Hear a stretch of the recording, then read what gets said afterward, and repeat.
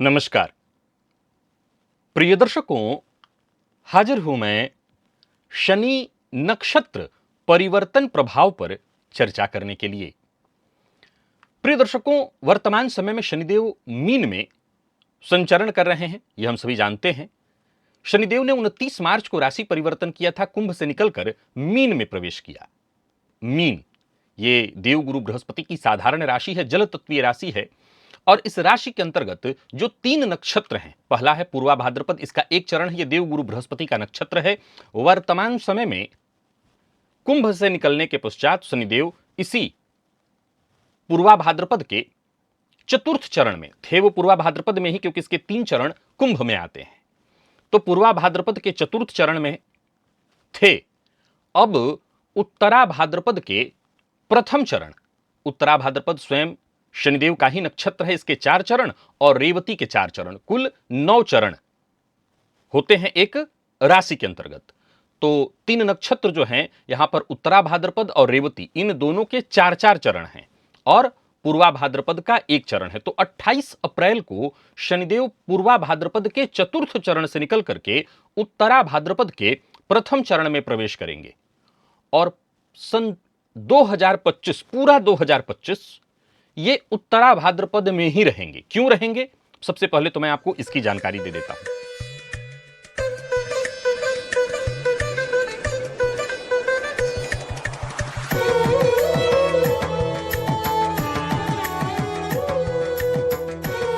प्रिय दर्शकों, 8 जून को शनिदेव उत्तरा भाद्रपद के द्वितीय चरण में प्रवेश करेंगे और 13 जुलाई को शनिदेव वक्री हो जाएंगे और वक्र होकर के फिर उत्तरा भाद्रपद के दूसरे से प्रथम और फिर पूर्वा भाद्रपद के चतुर्थ चरण तक जाएंगे और फिर इसके पश्चात वो पीछे लौटना शुरू करेंगे। यानी इस तरह से देखा जाए तो पुनः पूर्वा भाद्रपद में शनिदेव प्रवेश करेंगे और फिर उत्तरा भाद्रपद के प्रथम चरण में भी।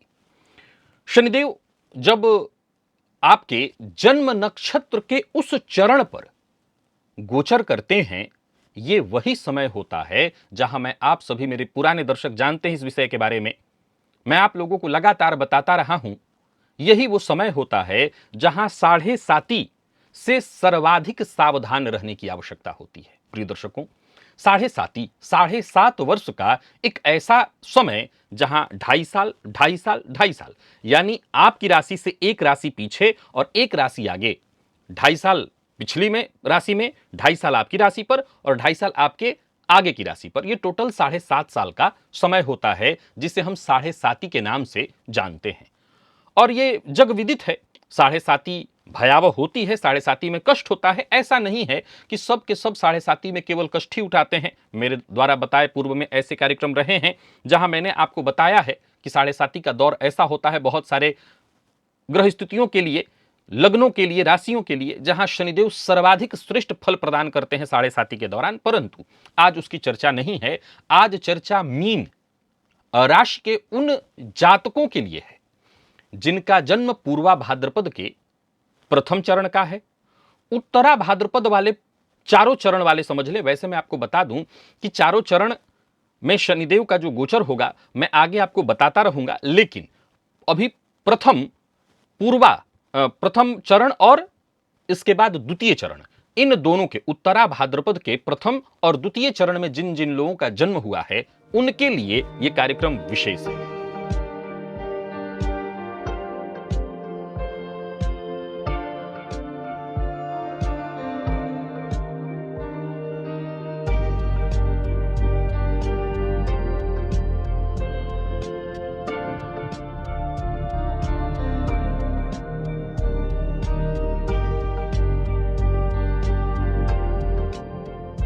प्रिय दर्शकों, एक 90 दिन का समय मैं हमेशा कहा करता हूं, अब लेकिन इस बार बात थोड़ी अलग है। शनिदेव के वक्र हो जाने के चलते वो इसी पर अपना समय व्यतीत करने वाले हैं।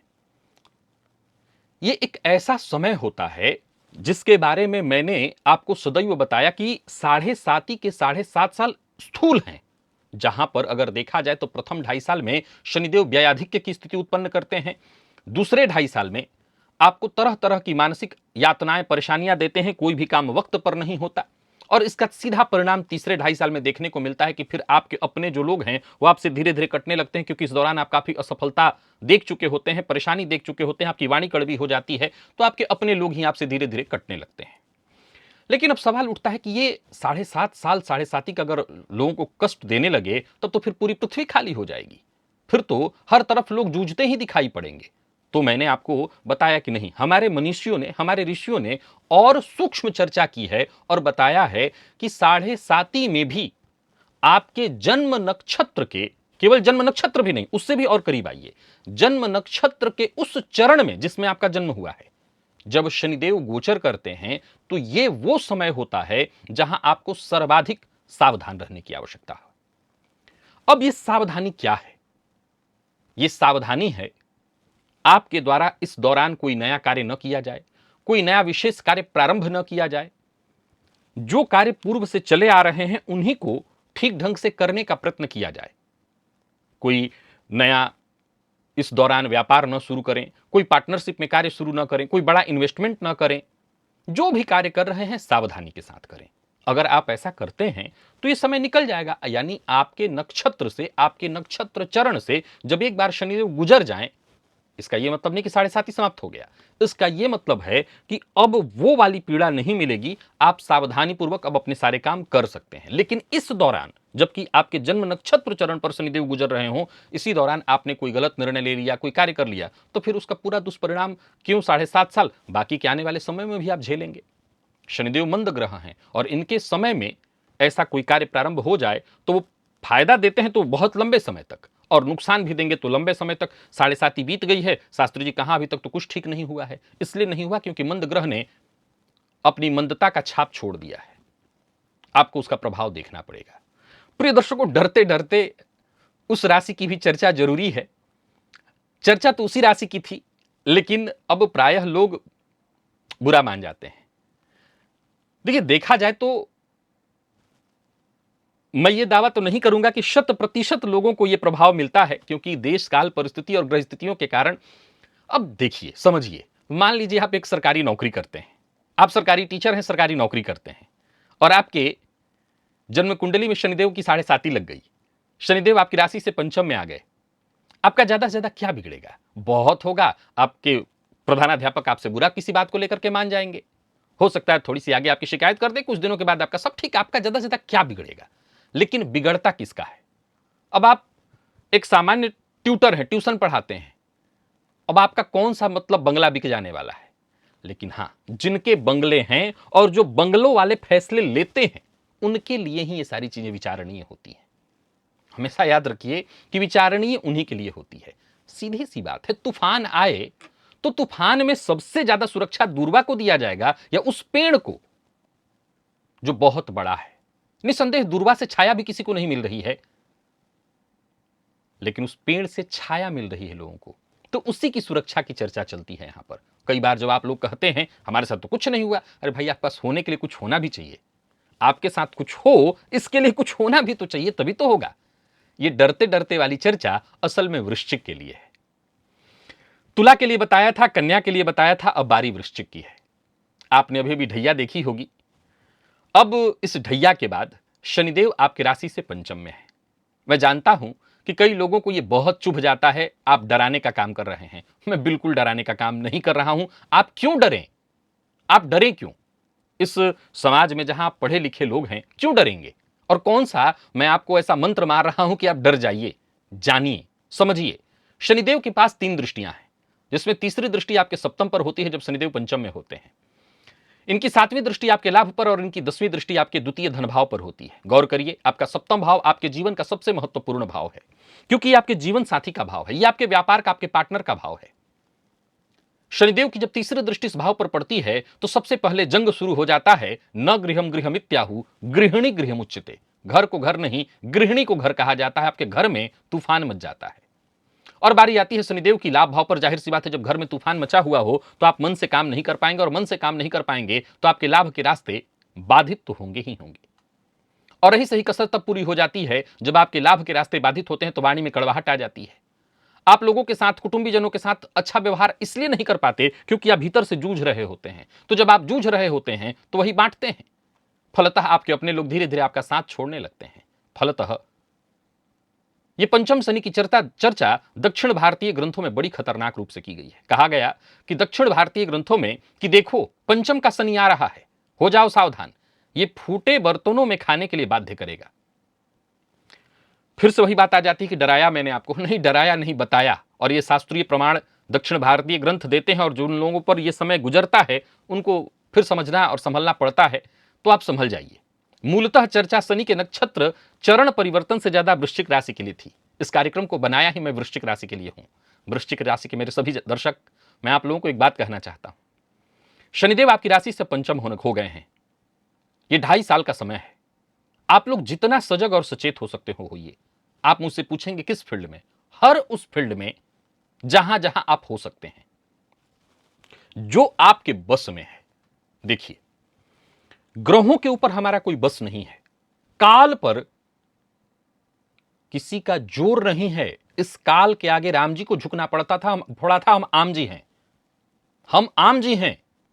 अगर इस काल के बल को, इस काल की गति को रोकने की क्षमता किसी के पास होती, तो फिर नल, राम और युधिष्ठिर जैसे महाप्रतापी राजा क्या नहीं कर दिए होते? नहीं है, कोई नहीं कर सकता। फिर हम थोड़े सजग और सचेत हो सकते हैं, हम भगवान की शरण में जा सकते हैं। अभी अभी गौर करिए, ढैया बीतने के बाद आप कहीं ना कहीं मानसिक रूप से थोड़े परेशान होंगे। कई बार हो सकता है संभवतः आपके कार्यक्षेत्र में विघ्न, बाधाएं, परेशानियां आई होंगी। अब आप इसी दौरान तुरंत उठते हैं और सोचते हैं कि अब चलो सब बदल दिया जाए, फटाफट जो जो कार्य कर सकता हूं करें, अब तो शनि की ढैया जा चुकी है। क्योंकि लोगों ने, ज्योतिषी ने आपको यही बताया होगा। प्रायः मैंने क्या कहा, ये दक्षिण भारतीय ग्रंथ में इसकी चर्चा होती, उत्तर भारतीय ग्रंथों में इसकी चर्चा पंचम शनि की नहीं है। पंचम शनि की चर्चा उत्तर भारतीय ग्रंथों में कहीं आपको नहीं मिलेगा, ये दक्षिण भारतीय ग्रंथ की चर्चा है। लेकिन इसका प्रभाव सीधा देखने में आता है, सीधा। तो इस दौरान आप जितना सजग हो सकते हैं, कोई बड़ा कार्य, कोई नया कार्य, कोई इन्वेस्टमेंट, उन सभी कार्यों को ना करें। अब आप नौकरी करना मत छोड़ दीजिए, आप प्रयास करना मत छोड़ दीजिए, लेकिन वो सभी कार्य जो आपके पास पूंजी रखी हुई है, आपको इन्वेस्टमेंट करना है, तो जब तक सही जानकारी ना हो जाए आप कहीं इन्वेस्टमेंट मत करिए। वो कार्य मत करिए जिससे आपको आने वाले समय तक प्रताड़ित होना पड़े, दंडित होना पड़े। आपको बस इतना ध्यान रखना है। मैं ये नहीं कह रहा हूं आप काम मत करें, आप सब कुछ करिए। आप पुरुष हैं, पुरुषार्थ हैं, स्त्री पुरुष में सबके लिए कह रहा हूं। जो पुरुषार्थी हो, जो पुरुषार्थ कर रहा हो, उसकी मैं चर्चा कर रहा हूं। आप बैठेंगे क्यों? कुछ ना कुछ तो करना ही होगा। शनि जब कर्म प्रधान ग्रह हैं, तो आपको बैठने के लिए कैसे कह सकते हैं? परंतु वो ये कह रहे हैं कि इस दौरान जरा सजग हो जाइए, सचेत हो जाइए, और बड़ा सोच समझ कर कि ये मंद ग्रह हैं, ये चाहते हैं कि आप मंद धीमी गति थोड़ी धीमी रखिए, घबराइए मत। एक तरह से देखा जाए तो ये अपने आप में बहुत सही भी है। क्यों? क्योंकि मैं हमेशा कहा करता हूं, ये 14 वर्ष का वनवास है। कैसे? 7.5 के 7.5 साल, ढैया का 2.5 साल, और फिर 2.5 साल, कितना हो गए? 12.5 साल का ये समय हो गया। और बीच में जो 2.5 साल का गैप मिलता है, बस सामान्य सा ऐसा समय। अब 12.5 साल के बीच एक 2.5 साल का गैप मिल भी जाए तो पता नहीं चलता। 14 साल का ये वनवास है एकदम से। अब जरा सोच के देखिए कि आप 2 दिनों से व्रत में हो, उपवास किए हुए हो, और तीसरे दिन आपको खूब खाने के लिए दे दिया जाए, खूब पकवान ला के रख दिया जाए, आप खाएंगे, उल्टी हो जाएगी। क्योंकि पेट, आंतें जो है भोजन को तुरंत पचाने के लिए भी तैयार नहीं हुई है, अभी सूखी हुई हैं। तो थोड़ा रुक जाइए, तुरंत से सारे पकवान मत खाइए, वेट करिए। एक बार जब शरीर उस लय में आ जाए, फिर खा लीजिएगा, सारे पकवान आप ही के हैं। तो ये 2.5 साल असल में देखा जाए तो मुझे तो लगता है कि शनिदेव वार्निंग देते हैं कि ठीक है, मैंने जितना जुझाया है, अब धीरे धीरे फिर कदम उठाना, अभी थोड़ी गति धीमी रखो अपनी। तो ये डरने और घबराने का नहीं, समझने का विषय है। प्रिय दर्शकों, जितने भी मीन राशि के जातक जिनका जन्म उत्तरा भाद्रपद के प्रथम और द्वितीय चरण में हुआ है, तृतीय चरण तक वाले देख ले, क्योंकि शनिदेव जब पहुंचेंगे द्वितीय चरण में तो आगे भी मैं चर्चा कर दूंगा। लेकिन प्रथम, द्वितीय और तृतीय, और साथ ही साथ पूर्वा भाद्रपद का चतुर्थ, तो पूर्वा भाद्रपद का चतुर्थ और उत्तरा भाद्रपद के प्रथम, द्वितीय और तृतीय, इन 4 चरणों के जो लोग हैं, इस दौरान बहुत सचेत रहें। आगे मैं जब तक चर्चा ना करूं, अभी शनिदेव जून में परिवर्तित तो हो रहे हैं, लेकिन चूंकि वो फिर लौट के आने वाले हैं, तो थोड़ी सावधानी के साथ गति अपनी धीमी रखें। विशेष करके ये जो उत्तरा भाद्रपद के प्रथम चरण वाले हैं, वो और ज्यादा सावधानी बरतें। और वृश्चिक राशि वाले तो बहुत ही सावधान रहें। उपाय के तौर पर हनुमान जी की आराधना करिए, पीपल वृक्ष की जड़ को जल से सींचते रहिए। और सबसे सरलतम उपाय जिसको आज मैं वर्षों से बताता रहा हूं, कहता रहा हूं, वो एक ही है, हनुमान जी की शरणागति। एकमात्र यही वो मार्ग है जिससे मैंने आज तक लोगों को सुरक्षित कराया है। आपको भी मैं सुरक्षित करा दूंगा, आप सुरक्षित हो जाएंगे। बस हनुमान जी की शरण में रहिए। घर के आसपास कोई हनुमान जी का मंदिर ढूंढिए, वहां जाइए, उनका दर्शन करिए, हनुमान चालीसा का पाठ, सुंदरकांड का पाठ। ये समय निकल जाएगा, ये समय निकल जाएगा। और बीच बीच में और ग्रहों का जो गोचर इत्यादि है वो आपको कहीं ना कहीं सपोर्ट करेगा ही करेगा, लेकिन सावधानी बेहद आवश्यक है। आशा करता हूं मैं अपना काम कर चुका हूं, आपको समझा चुका हूं, डराया नहीं, समझाया है। आप समझेंगे और अपने आप को सुरक्षित रखेंगे। मुझे इजाजत दीजिए, पुनः मुलाकात होगी। तब तक के लिए नमस्कार।